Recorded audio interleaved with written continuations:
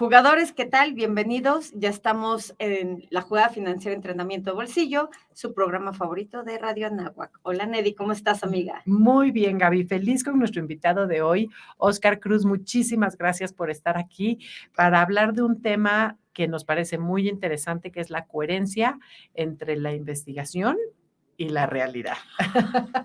Difícil de aterrizar para mucha gente, ¿no? Porque hemos tenido mucha gente que se dedica a asuntos, digamos, reales, Muy ¿no? prácticos. Emprendimientos, diferentes empresas, y hemos tenido, por otra parte, a investigadores, pero no hemos tenido a nadie que nos hable de la coherencia que debe de haber entre una cosa y otra y que se dedique a ambas, como es tu caso. Pero bueno, no digo más porque nos gusta empezar el programa siempre de la misma manera. Esto es con una autopresentación de nuestro invitado para que tú, Óscar, digas lo que quieras y calles lo que quieras. ¿Quién es Óscar Cruz en tus propias palabras? Muchísimas gracias. Bueno, primero que nada, gracias Gaby, gracias Nedi por la invitación a este programa de Jugada Financiera, tu entrenamiento de bolsillo en Radio Anáhuac. Y es un placer estar aquí con ustedes. Yo soy abogado, Óscar Cruz Barney, estudié Derecho en la Ibero, la licenciatura, el doctorado en la Universidad Panamericana. Soy abogado postulante, ejerciente, me dedico al derecho del comercio internacional, arbitraje comercial, contratos, etcétera, litigio civil, mercantil, amparo. Fui presidente del Ilustre y Nacional Colegio de Abogados de México hace algunos años, y ahorita soy presidente del capítulo mexicano de la Unión Internacional de Abogados con sede en París.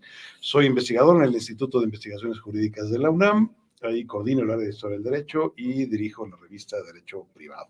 Y bueno, es un placer estar aquí para platicar de investigación y ejercicio profesional. Bueno, ni más ni menos, maravilloso tu currículum en ambos sentidos. No, pues ya no le preguntamos a qué se dedica, no, ¿verdad? Pues es a que todo. Solo falta que nos diga, y si quieren, hago carne asada, Pinto casas hago a platos. domicilio, Sí. y la carne asada me quedó bastante bien. ¿Ves? Hombre, ya te habías tardado bien. Lo que no sabemos es cuándo duermes. ¿Duermes? No, primero, ¿duermes? Óscar, además de ser un abogado litigante, investigas. Así es. Entonces, juntas la realidad con la fantasía, que a veces es la investigación. Sí, sí. ¿Qué surgió primero? Me imagino que el litigio, que la realidad. Es una buena, mira, surgió justamente con la redacción de la tesis de licenciatura, de la tesis profesional. Ahí me dirigió la tesis Alejandro Mayagoitia, y yo al mismo tiempo estaba ya trabajando de pasante en el despacho de mi padre. Hice además el servicio social en el Tribunal Superior de Justicia de la Ciudad de México, en la sala 14 familiar. Entonces estaba como proyectista, y al mismo tiempo estaba haciendo yo una tesis de historia del derecho. Entonces, aprendí la metodología de la historia del derecho, la metodología de la investigación jurídica, esta idea de agotar las fuentes, ¿no? De buscar absolutamente todo lo que exista sobre un tema para entonces poder opinar de él, ¿no? Y te vas dando cuenta que esa metodología es muy útil a la hora del ejercicio profesional, ¿no? Te da una disciplina y te da un orden en el estudio de los asuntos y de los casos que de otra manera no tienes.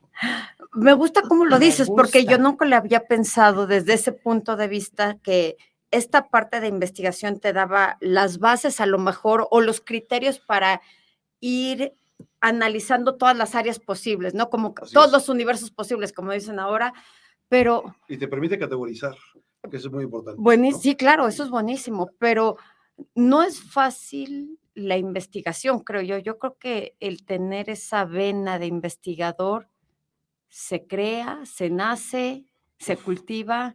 Bueno, a ver, sí, desde luego, bueno, yo crecí en un entorno libresco, si quiere decir así. Mi padre, Rodolfo Primera Montes, tiene una biblioteca muy grande, fue maestro aquí, justamente en la Facultad de Derecho en los años 70, y tiene una biblioteca importante. Entonces uno crece pues rodeado de libros y de lecturas y de discusiones sobre los libros y las lecturas. Y eso te va formando, pues al menos un carácter o una curiosidad en términos, pues si quiere decir, literarios, Sí, claro, científicos, etcétera. La elaboración de la tesis de licenciatura fue fundamental, eso hay que decirlo, ahí aprende uno realmente, es lo que le digo a los alumnos, ahí se aprende a leer y a escribir, ¿no? Ay, sí, Muy sí, buen claro, punto. tan difícil, la verdad es que muy difícil. Sí. ¿Y qué opinas, por ejemplo, que ahora haya muchas maneras de recibirte que no es con tesis? Bueno, a ver, no todos tienen que ser doctores en derecho, ni todos tienen que ser maestros, ni todos tienen que ser escritores, ¿no? Creo yo que sí, que la existencia de opciones está bien, pero no hay que exagerar, es decir, no hay que eliminar la posibilidad de hacer una tesis, de presentar un examen profesional, es decir, de seguir una carrera más tradicional, si se quiere así, porque eso rinde frutos, sin duda. Yo lo veo clarísimo en el ejercicio profesional. La parte práctica del ejercicio profesional me ha permitido, o me permite pues a quien lo haga, identificar lo que en derecho decimos la litis, cuál es el problema, cuál es el punto, el meollo del asunto, sin estar brincando con las anécdotas y las quejas y las alegrías y lo que uno quiera, cuál es el problema. Y entonces poder enfocar desde la metodología científica la solución de ese problema en particular. Okay. Que suele pasar en el ejercicio profesional, en el litigio, a ver, se llevan muchos asuntos, hay que estar, es una especie de juego de tenis y estar peloteando, ¿no? Y la metodología científica permite dedicarse absolutamente a todos los temas, hay que responder absolutamente todo, no dejar nada fuera. Entonces es un litigio muy técnico, muy específico. Pero ahí también ahorita que mencionas eso, justo estaba pensando que en los litigios es más, tú tienes que estar muy bien informado de todas las leyes, agotar los recursos, agotar reglamentos, jurisprudencias, todo lo que puedas tener a la mano para esos litigios. Entonces, yo creo que en esa parte también van de la mano esas dos áreas, ¿no? Y con una diferencia muy importante, es decir, en el litigio, en el ejercicio profesional, tienes en tus manos el patrimonio, la libertad, el futuro, los derechos de tu cliente, mientras que en la investigación, pues, tienes en tus manos el tema que estás investigando, quizás hay que cumplir con un plazo para la entrega de un documento o estás elaborando un estudio para un tercero, etcétera. Es decir, hay un nivel de responsabilidad muy diferente. ¿No? Claro, y sobre todo, tiempos muy diferentes. Sí, claro. Claro, por supuesto. Muy diferentes. Yo soy mucho de definiciones. Venga. ¿Qué es investigar? Me hubieras avisado que iba a hacer la pregunta. ¿Ves? ¿Qué onda? No se vale. A ver, amiga. Por favor. Así de golpe. Investigar, así de golpe. Bueno, pues es buscar los orígenes y las causas, las expresiones y el desarrollo de un fenómeno. Un fenómeno social, un fenómeno jurídico, un fenómeno digamos, natural o de la naturaleza, ¿no? En términos de la investigación jurídica, pues esta significa o implica el agotar las fuentes, los orígenes, el desarrollo, las manifestaciones y las aplicaciones posibles de un fenómeno o de una institución, ¿no? ¿Y cómo te haces un investigador o cómo decides qué metodología vas a usar? Porque tú hablabas mucho de una metodología científica, pero hay varios tipos de metodologías. Sí, hay diferentes formas, pues, de abordar un problema. No todos los problemas se pueden estudiar igual. No es lo mismo hacer historia del derecho que hacer un estudio sobre comercio internacional o un estudio sobre resoluciones arbitrales o un estudio jurisprudencial, ¿no? Y eso marca diferencias importantes, en donde puedo acudir yo a diferentes tipos de fuentes, ¿no? De fuentes documentales, históricas, que requieren de un conocimiento específico sobre cómo estudiar esas fuentes, qué tipo de fuentes son descartables, sobre qué tipo de fuentes puedo confiar, cuáles no necesariamente. O bien, si se trata de un estudio de derecho absolutamente vigente, práctico, etcétera, pues tengo que entrar con un enfoque distinto, ¿no? Y ahí es donde necesito tener una relación directa con la realidad y con las necesidades sociales, prácticas, diarias, ¿no? Y a ver, ahorita que estás con todo esto, cualquier persona que desarrolla todas estas habilidades prácticas, que se dedica a este desarrollo de estudio, etcétera, ¿es investigador? ¿O tiene que ser, solo es investigador aquel que tiene cierto título de investigador? Por ejemplo, va un ejemplo. Si tú vas al gimnasio y corres en la corredora 3 kilómetros, eres corredor porque además tú ya te nombras corredor porque lo que te gusta hacer es correr, punto. pero hay corredores maratonistas, hay corredores... ¿Qué pasa con los investigadores? ¿Todos son investigadores? ¿Cómo funciona esto? Hay de fondo y hay sprinters, ¿no? También hay de investigación. Buenísimo. Hay un poco de todo. A ver, hombre, no hay que ser parte de un instituto de investigaciones para ser investigador, claramente. Hay mucha investigación que se hace en México que la carrera de Derecho permite, tiene esa enorme generosidad y flexibilidad. Pues que un abogado que decide profundizar en el estudio de un asunto o de una parte específica de un asunto, entonces pueda hacer una labor de investigación sobre esa parte en particular y después quizás publicarla. O ya se le reconozca como tal. Exacto, pues. Lo que pasa es que normalmente hay una disociación entre la investigación pura y dura científica y el ejercicio profesional. Y justamente eso es lo que hay que romper. Eso es lo que queríamos hoy platicar contigo, justo eso, porque yo creo que mucho lo ve la gente o tiene esa percepción que la persona que investiga no tiene nada que ver con la realidad, o no puede ser un profesionista como en tu caso que litiga, que lleva eventos de comercio internacional, antidumping, etcétera. Entonces, esa parte de que esa línea no es tan negra como la gente piensa, sino que a lo mejor es gris y se va difuminando en el camino. Tiene picos, ¿no? Sí, exacto. Sí. O a lo mejor de repente eres más investigador que ¿cómo dijiste hace rato que eres abogado? Ahorita te dijiste una palabra diferente que no había oído. Ahorita te voy a decir. Me invento muchas, entonces ahorita. No, por eso sí me sorprendió, porque dije, bueno, sí es cierto que no eras litigante ni practicante, había otra palabra, pero bueno. Ejerciente.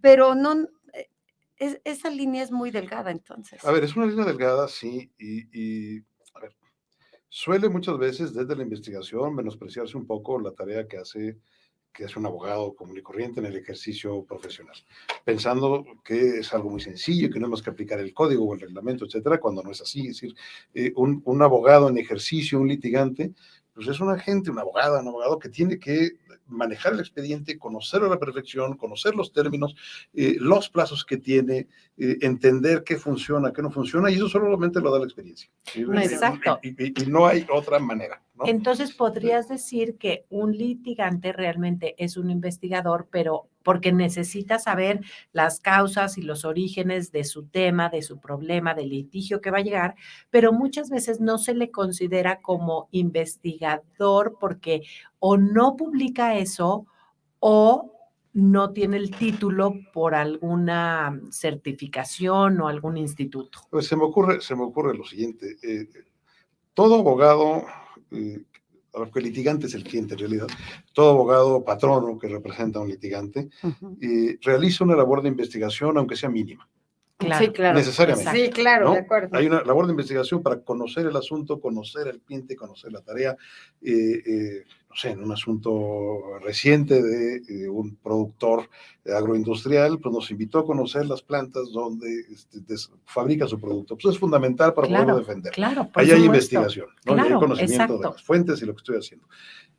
Para poder entonces defenderlo adecuadamente. Claro.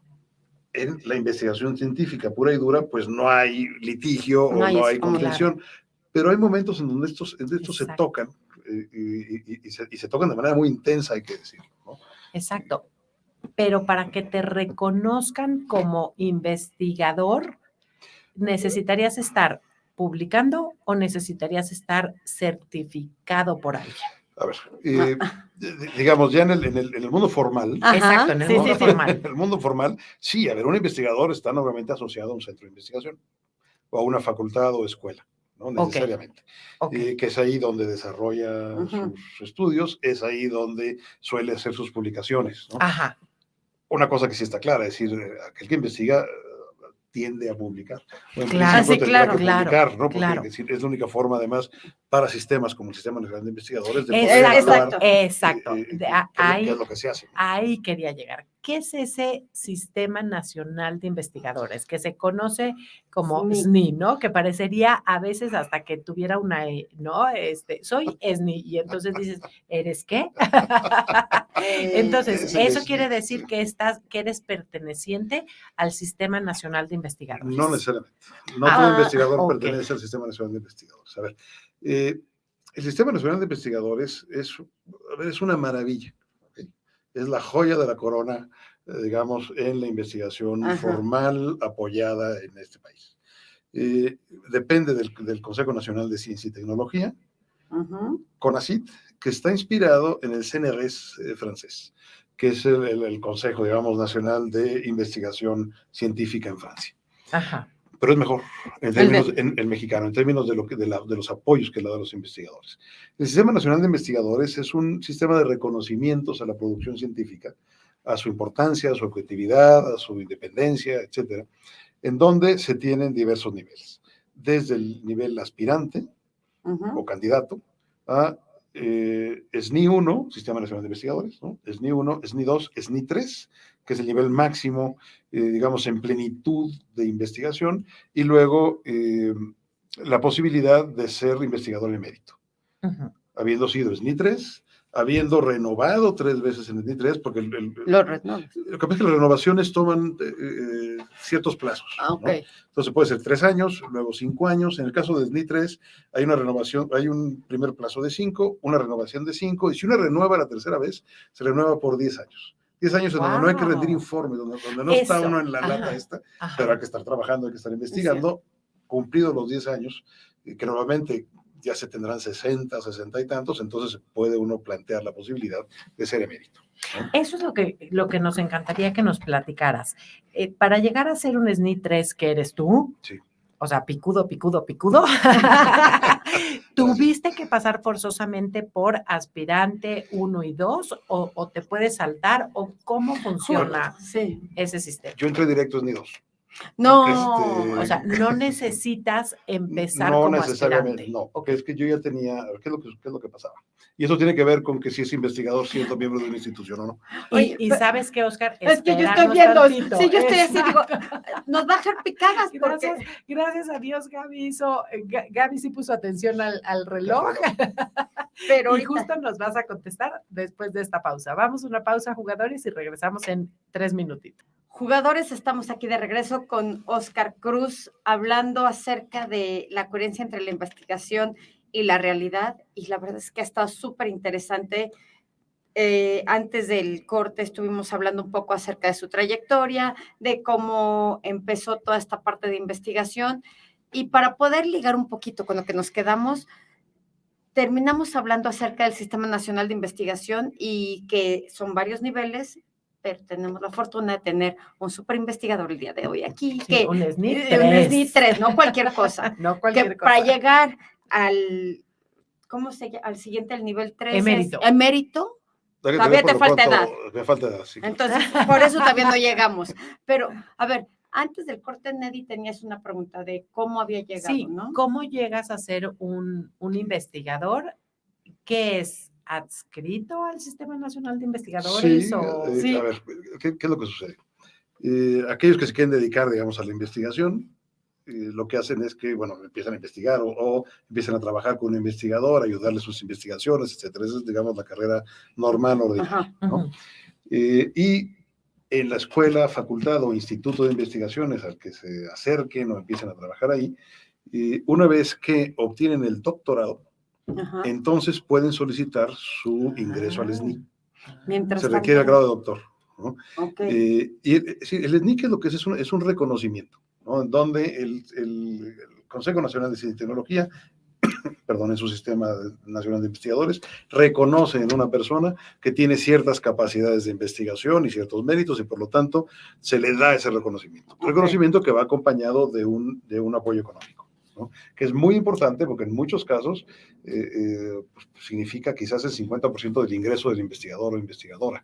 Es decir, sí es un apoyo importante, sí es una buena ayuda fundamental para el funcionamiento de la investigación en este país, ¿no? Eso justamente, como nuestro programa es la jugada financiera y se trata de hablar de dinero, aunque no se tengan cifras súper exactas, nos encantaría que nos dijeras si ese reconocimiento económico se da mensual, anual, por revista, por publicación. No, es un reconocimiento que se da de manera mensual y que desde luego va incrementándose conforme incrementa el nivel, y que cada vez que se hace una revisión, digamos, de los trabajos hechos para renovar la pertenencia al SNI.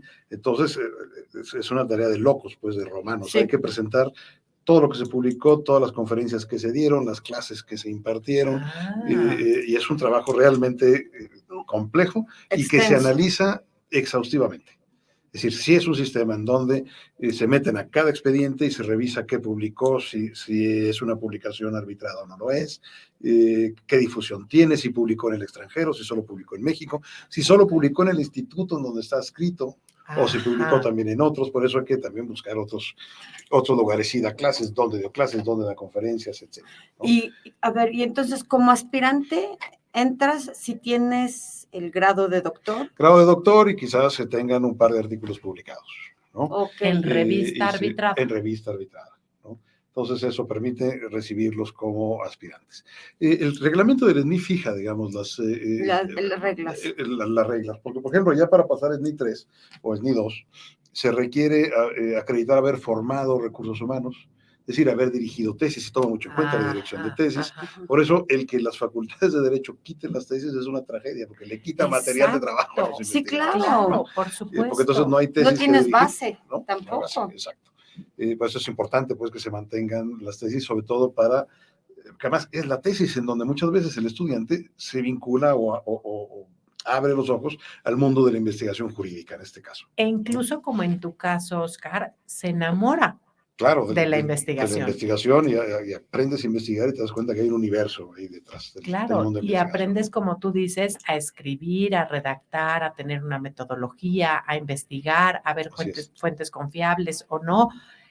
Y al quitarse ese tipo de trabajos, pues sí se puede limitar la cantidad de gente que se podría enamorar en dado caso de seguir existiendo. Así es, porque muchas veces entrarán a procesos de investigación, pero que serán deficientes, ¿no? Exacto. Porque no tuvieron una guía que les dijo, tienes que agotar estos temas, tienes que seguir este proceso, tienes que hacer tales o cuales pasos. Es decir, en la investigación, brincarse pasos lo que hace es que deja huecos en el proceso de investigación, ¿no? Entonces, una carrera normal para entrar al SNI sería: soy profesor de facultad o de escuela, o soy investigador de escuela, facultad o centro de investigación, tengo el doctorado, tengo alguna publicación, quizás doy clases, entonces solicito mi adscripción al SNI. Y así empieza la carrera, digamos. Dura primero 3 años, después renovaciones por 5 años, y después la última, en el caso de SNI 3, una renovación por 10 años, extendible unos años más, ¿no?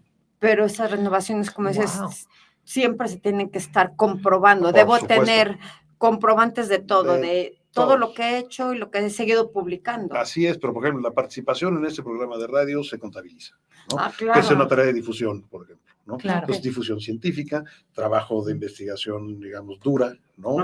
Cuando hay publicaciones en revistas especializadas, libros, etcétera, ¿no?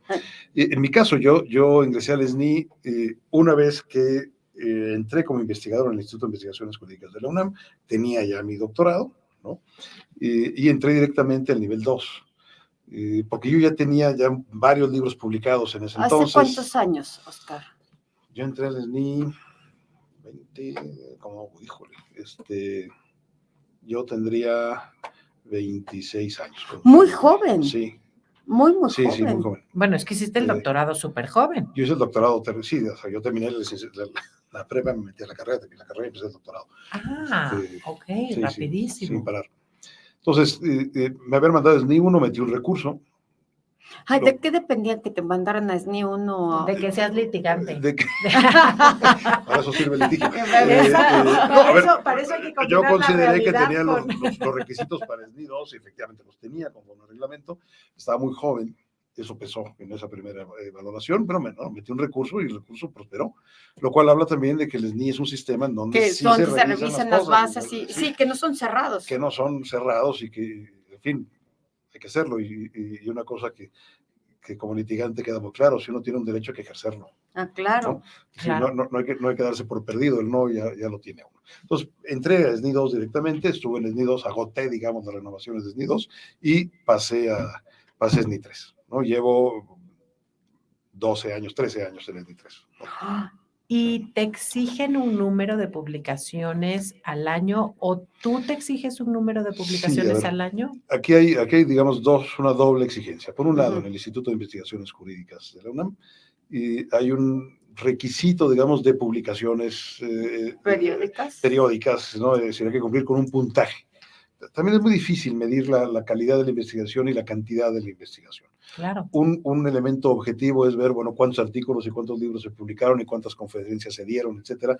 Es quizás, o hasta ahora, el único mecanismo más o menos objetivo para poderlo evaluar. Tiene muchos defectos, evidentemente, pero es lo que hay, ¿no? Entonces uno tiene que presentar un cierto número de artículos, un libro al año, por ejemplo. Entonces, cuando menos hay que publicar un libro al año, ¿no? Entonces, yo tengo que acreditar, un investigador en jurídicas tiene que acreditar que tiene esas publicaciones, conferencias, organizó seminarios, etcétera, durante el año. Ahorita, por ejemplo, están justamente haciéndose el proceso de valoración, ¿no? De información, más bien. Y esa misma información sirve para el SNI, ¿no? Donde para ingresar al SNI, pues hay que antes se llegaba pues con una caja con los libros, sí. Y hoy día es todo electrónico. Todo lo claro, sabe. ¿no? Pero antes era llegar con las cajas, cargándolas ahí al CONACYT, ¿no? ¿Ha habido mucha queja de que han sacado a mucha gente del SNI o que es mucho más difícil que antes entrar al SNI o que las investigaciones no están siendo de tanta calidad? ¿Qué opinas? A ver, creo que hay un poco de todo, ¿no? El Sistema Nacional de Investigadores es un sistema que debemos preservar, debemos defender y debemos proteger. Es un sistema que le permite a muchísimos investigadoras y investigadoras en este país vivir de eso, vivir de la academia, vivir de la investigación, vivir de la enseñanza, etcétera. Y eso vale muchísimo. Además, es un centro generador de pensamiento, ¿no? Sí, claro. Que eso lo necesitamos de como contenidos. país, de contenidos, de debate, etcétera. Desde luego, hay de todo. Es decir, puede pasar quizás que hay algún expediente de investigación que no sea el mejor frente a unos que son buenísimos, pero por eso el SNI tiene tantas categorías, ¿no? Que permite reconocer desde un inicio de una carrera de investigación a una carrera, pues, que ahí va, mediana, etcétera, etcétera, o a carreras fulgurantes, ¿no? En donde se tienen muchísimas publicaciones, etcétera, sacas por todos lados, en fin, pero eso se reconoce, ¿no? Entonces, ha habido temas, pues, económicos, presupuestales, recortes inclusive dentro de ciertos estímulos que daba el Sistema Nacional de Investigadores, que ya no puede darlos, pero a ver, creo yo que es un sistema que tiene un enorme valor, que hay que protegerlo y hay que preservarlo, sin duda, ¿no? Es decir, conviviendo con investigadores de otras plazas, pues, de otros países, se dan cuenta de las bondades que tiene el SNI y de lo generoso, pues, que es el SNI con la buena investigación y con la investigación correcta. Yo he participado en algunos grupos, digamos, de evaluación de impugnaciones dentro del SNI, y les puedo decir que son grupos de debate intenso, donde se revisa expediente por expediente para ver si procede o no, y se va revisando si dio conferencias, si publicó artículos, dónde los publicó, si publicó libros, dónde los hizo, qué difusión tuvieron, etcétera. Sí hay un trabajo muy serio detrás del Sistema Nacional de Investigadores, eso que no le quede duda al público, y hombre, en muchos casos representa quizás el 50% del ingreso de un académico. Entonces, ¿se puede vivir de la investigación en México? Sí se puede, quizás modestamente, pero sí se puede. Pero me preocupa un poco eso que digas, se puede vivir quizá modestamente. A mí, bueno, a Gaby y a mí nos parece que la investigación es muy importante, más cuando viene de personas que están codeándose con la realidad, porque entonces cuando hay una coherencia entre la investigación y la realidad se pueden sacar trabajos maravillosos de ayuda a tu institución, pero a la ciudad, país, pero al país, claro. pero quizás A al mundo, ¿no? Y sentimos que en México está peor pagada que en otros países. ¿Qué opinas de eso? Sí, a ver, todavía los ingresos de la academia en México, ajá, de la docencia ni se diga, son muy bajos, pues, tendrían que mejorarse sustancialmente. O sea, la carrera de investigador o de profesor, o la mezcla de una y otra, debían de ser más que suficientes para vivir bien, ¿no? sí. Sin preocupaciones, y creo que ahí es un área de oportunidad, digamos. ¿no? Y privilegiando pues una investigación seria, etc. Ahora, hay que tener una cosa muy clara. Un principio fundamental que debe de regir en todo proceso de investigación es la absoluta libertad de investigación. Es decir, si un investigador quiere investigar sobre el tema A, B o C, debe de dejársele investigar sobre ese tema. Es la única forma de que Sí, florezca la investigación y florezca el conocimiento. Yo no puedo decir tienes que investigar sobre A, sobre B o sobre C o sobre algo vinculado con la realidad. Ahora, si logro yo vincular una cosa con la otra, entonces obtengo un producto todavía mucho más efectivo, eficiente, mejor, porque luego lo que sucede es, por un lado, del lado del ejercicio profesional, se ve al académico de tiempo completo como alguien que está metido en un cubículo absolutamente separado de la realidad, cosa que no es del todo cierta. Y desde la academia se ve al abogado litigante pues como un tipo que utiliza machotes, ¿no? Y que ahí va y que si lo paras asuntos. Frente al salón nunca va a funcionar, Exacto, además. y tampoco, ¿no? Es así. Claro que no. Entonces, lo que sí sucede es que hay temas que en el ejercicio profesional pues, no son realmente relevantes, que hay temas mucho más de urgencia en la resolución de un caso, en la presentación de un alegato, etcétera, que en la academia se le pueden dar un peso mucho mayor. Y hay temas que en la academia se consideran importantes, pero que son absolutamente irrelevantes en el ejercicio profesional. Es ahí donde tiene que darse una vinculación muy importante entre los centros de investigación, las facultades, con los colegios de abogados o los colegios de la profesión que sea, ¿no? Los colegios de contadores. Los colegios de contadores, etcétera, las prácticas profesionales, ¿no? Si tiene que haber una vinculación entre una realidad que requiere de estudio, que requiere de investigación, que requiere de trabajo científico, y un trabajo científico que requiere de insumos de la problemática social y de la problemática que se esté viviendo diaria, en ese momento. que se esté viviendo en ese momento, sin perjuicio de que, a ver, por ejemplo, no sé, historia del derecho, pues, tiene muy poca relevancia hacer un estudio hoy día sobre, pues no sé, la esclavitud indígena en la Nueva España en el siglo XVI. ¿Qué efectos prácticos tiene hoy día? Ninguno. Pero genera conocimiento, genera estudios, llena lagunas de conocimiento y lagunas históricas. En ese sentido es muy importante. Entonces depende la materia, depende el caso, es que se puede vincular en mayor o menor medida la investigación y el ejercicio. Pero creo que en algún momento a lo mejor nadie va a estar de acuerdo conmigo en esta parte, que el que tú llegues con un tema que tú creas relevante, no todo el mundo lo considera relevante, y encontrar un nicho de mercado donde poder publicar, donde te abran las puertas, no es fácil tampoco. Bueno, pues voy a dar un ejemplo, estoy ahorita pues personal, que es el derecho vitivinícola. Pareciera que pues, los vinos son nomás para tomárselos, ¿no? Pero detrás del mundo del vino hay mucho. Subsidios, hay regímenes de siembra, sí. Hay regímenes de la tierra, hay propiedad intelectual, hay historia, hay vinculación cultural, hay paisaje, hay enoturismo, hay ecoturismo, es decir, etiquetado desde salud, normas técnicas. Sí, decir, sostenibles, además de ecología. Es un mundo jurídico gigantesco, gigantesco. Y sin embargo en México no hay. No hay, ¿no? Espero salga pronto un libro sobre derecho del vino, estuve trabajando 3 años en él, es una cosa de 600 páginas, ¿no? Eso habla pues ahí hay una clara vinculación entre la investigación jurídica y la vida diaria y la problemática, porque resulta que en México no tenemos ninguna denominación de origen de vino, ni indicación geográfica de vino. Tenemos de tequila, tenemos de mezcal, tenemos de bacanora, tenemos de sotol. Que han venido aquí, hasta llames esos términos, ¿eh? Eso del sotol ya lo hemos planteado aquí. No lo hemos probado, pero ya. El sotol es buenísimo, que es un agave distinto. Pero no hay de vino. Entonces, la industria vitivinícola, ahí hay un espacio de investigación jurídica, claro, de asesoría, de mejora del entorno regulatorio, etcétera, pues que solamente se puede empezar a trabajar desde la investigación. En el Instituto de Investigaciones Jurídicas abrimos una línea de investigación que se llama, con Francisco Tortolero y yo, que se llama Territorio, Vino y Derecho. Wow. Justamente para empezar a trabajar sobre esos temas. Es un ejemplo de vinculación. Claro. Desde es súper interesante y además muy abierto a algo que no se maneja, que tiene mucho auge ahorita y que va a tener mucha posibilidad.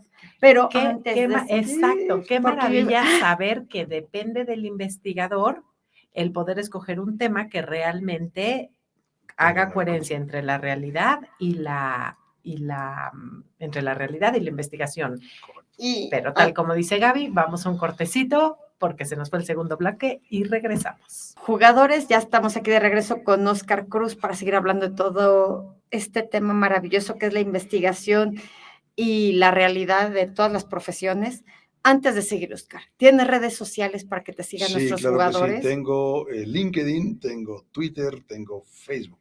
Pues danos. Twitter quizás que es el único que me sé la dirección. Es @OC_Barney, con mayúsculas cerradas. @OC Barney, de Óscar Cruz Barney. ¿Barney cómo suena? Barney como el dinosaurio morado. No quise preguntar hace rato, pero gracias, perfectísimo. Óscar, me surgen, perdón, Gaby, adelante, yo ahorita sigo. Me surgen obviamente muchas dudas. Pero antes de meterme a revistas arbitradas, para que nos digas la diferencia exacto, de qué es eso, una revista normal, una arbitrada, me encantaría que echaras un poquito de porras al docente, al profesor en México. Claro. ¿Qué sería de un país sin profesores, en tu opinión? Un desastre. Sí, a ver, el profesor, la maestra, la profesora, pues en muchos casos sustituyen una figura paterna o materna, en el caso de los estudiantes. Uno no sabe de dónde vienen los estudiantes, cuál es su realidad familiar, su realidad social, en qué condiciones viven, etcétera, que pueden ser económicas muy buenas, pero sociales, psicológicas, afectivas, terribles, ¿no? Entonces, los profesores, las profesoras, tenemos una enorme responsabilidad en términos de dar un buen ejemplo, en términos de ofrecer ese buen consejo, esa protección, si se quiere ver así, desde el aula, que se convierte en un remanso de estudio, de paz, de reflexión, de crecimiento por parte del estudiante. O sea, no puede convertirse en un campo de batalla, porque de ahí vienen esos estudiantes, lo cual no significa que no se les exija. No, al contrario. Al contrario, esa disciplina que significa el estudio, porque además es una cosa que hay que decirle a los estudiantes, a ver, señoras, señores, de esto van a comer. Entonces, más vale que les guste y más vale que estudien, y lo que no leen ahorita no lo van a leer después, y lo que no estudian ahorita no lo van a estudiar después, ¿no? Entonces, la disciplina, el orden en el estudio, el que aprendan, por ejemplo, y aquí hay una vinculación con el ejercicio profesional. Si el estudiante no tiene por qué llegar tarde al salón. Claro, así como no puede llegar tarde a una audiencia, no puede presentar tarde unas pruebas, porque entonces pierde el caso su cliente. Entonces, si la clase empieza a las 7, empieza a las 7 y a las 7 se cierra la puerta, ya nos vemos. No me importa que el estacionamiento esté muy lejos, que llegue media hora antes. O que esté saturado, lo siento mucho. Así es, porque el cliente no le va a poder decir que crees que me estacioné muy lejos y no llega a tiempo. Y no llega a tiempo. ¿No? Claro. Entonces, hay que entender, sobre todo en el caso del derecho, pues, pero así es en todas las carreras, creo yo. Pensemos en la medicina, ¿no? Claro. La actitud ante el estudio, ante la clase misma, ante las compañeras y los compañeros, es parte de la formación profesional, sí, claro, porque es lo que los preparará para poder después llevar un asunto. A ver, el caso de las abogadas y los abogados se enfrentan con el cliente, se enfrentan con la autoridad, se enfrentan con el juez, se enfrentan con la contraparte, se enfrentan con todo el mundo. Entonces, si no aprenden a disciplinarse, a autocontrolarse, a dar el manotazo cuando hay que dar el manotazo, evidentemente, es decir, hacer las cosas correctamente, y eso se aprende durante la carrera, pues estamos muy mal. Y por eso la función del docente, de la docente, es fundamental. Y por eso se requiere un apoyo institucional muy importante a la docencia. Es decir, la docencia pero en México, social. Claro, y social y de reconocimiento social. Que ha perdido mucho valor. Así es. Lo han denigrado mucho, creo yo. Así es. Sí. Así es. Hay un cierto desprecio y si no desprecio, una minusvaloración respecto de la tarea científica o de la tarea del docente, ¿no? Que se parece un poco a la tarea del investigador, que también está un poco menospreciada. Como dices. Sí, tal cual. Y a ver, lo que no puede seguir sucediendo es el típico la primera clase que va a dar, y bueno, pues, ¿qué te gustaría enseñar? Pues no sé, bueno, pues, ¿por qué no das historia del derecho? Eso suele pasar, ¿no? Y llegan a decir, a ver qué se les ocurre o a sacar los apuntes de cuando estuvieron en la carrera. Exacto. Es decir, eso ya no puede ser. No. Creo que ya tenemos formación suficiente como para empezar a exigir ciertos grados. Ya hay muchas universidades y facultades que exigen grado de maestría para poder enseñan en la licenciatura. Eso ya ha ido mejorando sustancialmente, pero sigue mucho por hacer. Y me gusta muchísimo lo que dices, que los alumnos y los profesores no se vean como dos partes distintas, no se vean como enemigos, porque en realidad están caminando o quieren caminar hacia el mismo objetivo, que haya un proceso de enseñanza, aprendizaje y que los chicos salgan preparados en lo que van a trabajar en un futuro. En lo que van a trabajar y lo que se les va a exigir allá afuera, porque hay muchas escuelas de derecho. El caso que es de lo que yo puedo hablar. Hay muchas escuelas de derecho, unas más malas que otras, unas más buenas que otras. Entonces, lo que no aprendan aquí, la disciplina que no son aquí, no la van a tener allá afuera. Y allá afuera hay una enorme competencia. Entonces, si no aprenden a llegar puntuales, si no aprenden a sentarse bien, si no aprenden a poner atención, a ver, si no compran los libros. Claro. Si no compran los libros, si no leen las leyes en el si no caso, leen, decir, claro. aquello es un desastre. Claro. No se puede entender, o sea, no puede haber un jurista o una jurista que no está asociado a una biblioteca. Y entonces, justo. Exacto. Sí, y entonces hablabas de tener fuentes confiables de información. Y ahora sí, si quieres, platícanos qué tipos de revistas hay y qué es eso que mencionaste de revistas arbitradas. Sí. A ver, oye, porque ahora con el Mundial van a venir muchos árbitros. Van a venir muchos árbitros. Bueno, no nos vayamos a confundir. Hay derecho del arbitraje deportivo. Y en México tenemos a 2, 3 expertos importantes en materia de derecho de arbitraje deportivo.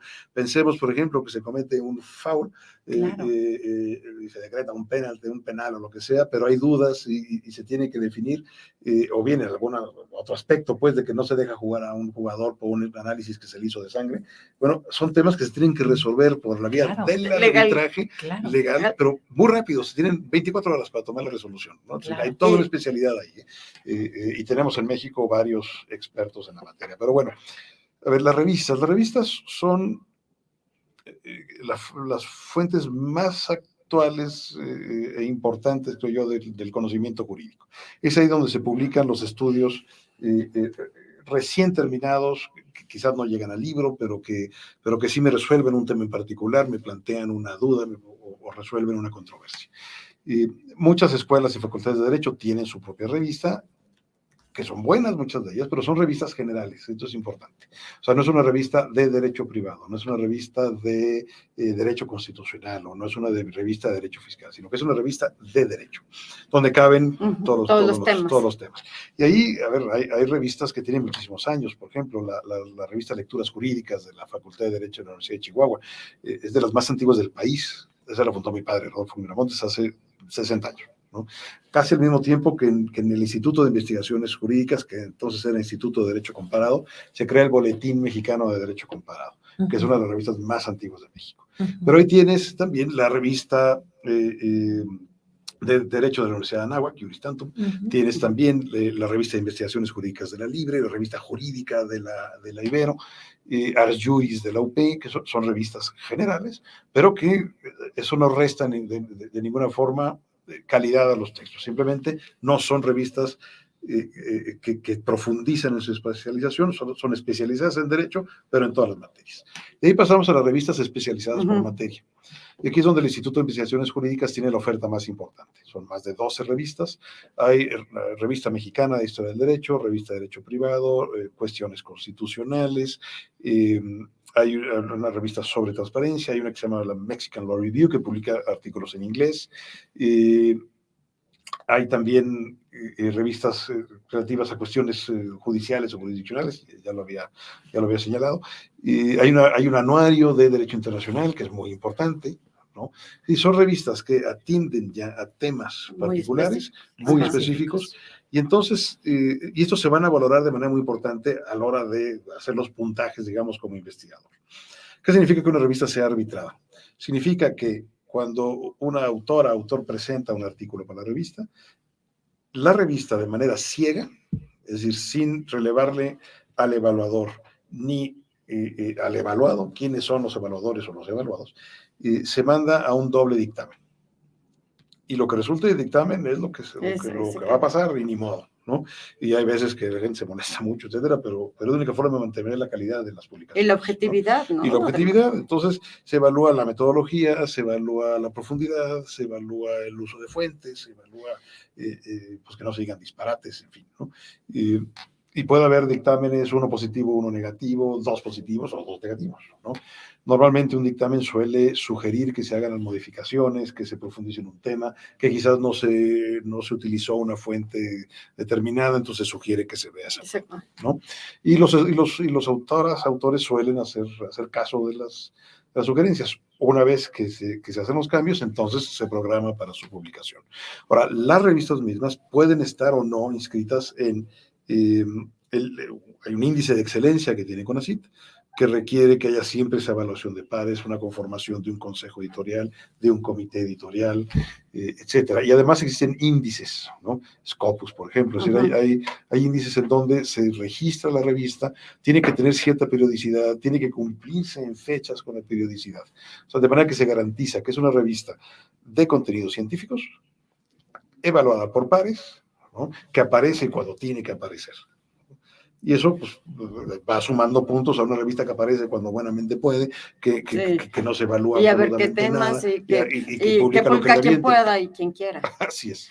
Y a ver, ahorita comentabas algo que me dejó pensando, que una revista en estos casos no puede llegar a lo mejor, o hay veces en que no se considera del nivel de un libro, pero si las revistas actualmente tienen tanto conocimiento sustentado, actual, de interés particular, que puede servir para muchas otras cosas, en algún momento llega a suplir a los libros. No, bueno, a ver, si ustedes van a hacer una investigación sobre X o Y, lo primero que hay que buscar es artículos de revista. ¿Qué hay? Sí, claro. ¿Qué se ha publicado? Y entonces hace un recorrido de los últimos X años o de toda la totalidad de la revista. Es ahí donde va a estar el último conocimiento. Exacto. Porque se publican mucho más rápido. Sí, que un libro, exactamente. ¿No? Y entonces, pero son dos cosas distintas, se cuecen aparte, digamos. O sea, no es ni mejor uno que otro.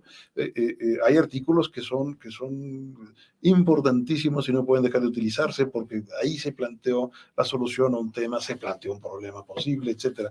Hay libros que no me dicen nada, ¿no? Y que no son más que muchas hojas juntas, ¿no? Sí, entonces, sí, exacto. Y hay libros maravillosos, como el que nos dijiste, de 600, que juntan muchas páginas, como 600, pero con mucho conocimiento, estoy segurísima. No, y además va a estar interesante, porque va a tratar del vino también. Pero entonces, hablando financieramente, ¿el autor paga por estar en la revista? No. ¿La revista le paga al autor? ¿O todo es de dádiva? Sí, o todo es de honor en por el pro. placer de hacer. A ver, qué bueno que haces esa pregunta. Hay de todo.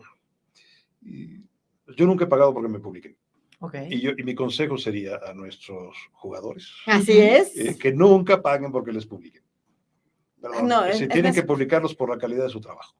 Exacto. Y las revistas necesitan buenos artículos y las editoriales buenos libros con buenas autoras y buenos autores. Entonces no paguen por ser publicados. Eso bueno, a mí me parece inadmisible, pues. Y denigrante inclusive para el trabajo del investigador que tiene que pagar para que lo publiquen. O sea, eso no va. Sin embargo, existe la posibilidad de que si yo no soy parte de un centro de investigación, no estoy en una facultad, escribí un libro, lo llevo a una editorial comercial y me dicen que no les interesa, bueno, yo puedo pagar mi edición y lo saco en Amazon o lo saco en alguna editorial y así me cuesta, ¿no? Eso se puede hacer y mucha gente lo hace. Tampoco tiene nada de malo, simplemente es una opción para aquellas obras que no han encontrado cabida en editoriales científicas. Exacto, tienen otro nicho. No. Es decir, si alguien quiere publicar en una de las revistas del Instituto de Investigaciones Jurídicas o en la propia Universidad de Anáhuac o en la Ibero o en la Libre o en la UP, pues simplemente presenta su artículo a la dirección de la revista y se somete al proceso de valoración. Y chan chan. Ahora, por artículos de revista no se pagan regalías. No. Simplemente ahí no hay ingreso, pero aparece mi artículo publicado. A ver, pensemos, la página del Instituto de Investigaciones Jurídicas tiene más de 1 millón de visitas al año. Wow. Y todo está subido. Entonces, por ejemplo, para el CONACYT uno tiene que hacer un reporte de dónde citan la obra. Entonces resulta que lo citan uno en Rusia, lo citan uno en... Y eso tiene peso. Eso es muy importante. Ahí hay una tarea de difusión muy importante del conocimiento. ¿No? En el caso de los libros, si yo soy un investigador adscrito a un centro de investigación, los libros que publique, pues no me los van a pagar aparte, es parte de mi trabajo. Sí, Y no claro. me van a dar regalías, es parte de mi trabajo. Me van a dar mis ejemplares, de 25 ejemplares, para Sí, la va. abuelita, la tía, el novio, la novia, etcétera, etcétera, ¿no? Para detener la puerta. Para detener la puerta, etcétera, para nada. En editoriales comerciales, que hay muchas, ahí sí se pagan regalías. Claro. Se pagan cada 6 meses. Normalmente las regalías varían entre un 8 y hasta un 20% de regalías, dependiendo del autor, dependiendo la trayectoria, dependiendo del número de ediciones, etcétera. O sea, ¿no? para no variar financieramente es difícil. Para no vivir variar, la única forma de de- enriquecerse escribiendo es escribir, no sé, Harry Potter. Novelas del corazón. Genial. Novelas del corazón, hay que ser corintellado. Hace mucho que no lo oía, claro que sí. Oscar, no lo puedo creer, pero se nos fue el tercer bloque. Te agradecemos muchísimo el haber estado aquí. Gaby, lista para cerrar Sí, programa. ¿Cómo rapidísimo. te gusta? Sí, bueno, lo que pasa es que siempre nos gusta cerrar de la misma manera, Oscar, y es que tú compartas con nuestros jugadores un consejo que te hayan dado en la vida de lo que quieras o que sea un consejo especialmente tuyo para ellos. Bueno, mi consejo para las abogadas, los abogados que ejercen y que quieren investigar es que no tengan miedo, ¿no? Adelante, escriban. La única forma de aprender a escribir un artículo, un libro, es escribiendo. Entonces, lean y escriban. Y presenten sus artículos a dictamen, y cuando se los dictamina negativo, no se enojen, aprendan y vuelvan a hacer, y van a terminar escribiendo, publicando.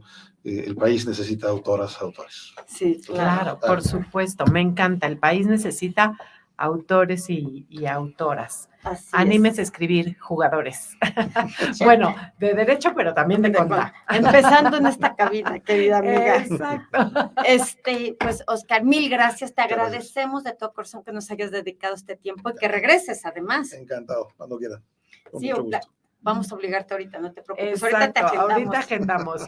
Y Gaby, pues nos vemos el próximo martes. Así es, jugadores, no se lo pierdan. Aquí estamos en la Jugada Financiera, Entrenamiento de Bolsillos. Y ya saben nuestras redes, síganlas, por favor. Exacto, sobre todo el nuevo Instagram que tenemos, que está Jugada Financiera. Así es. Gracias. Mil Oscar, gracias acá en gracias, cabina. Gaby. Gracias a todos. Gracias, Mario, en cabina.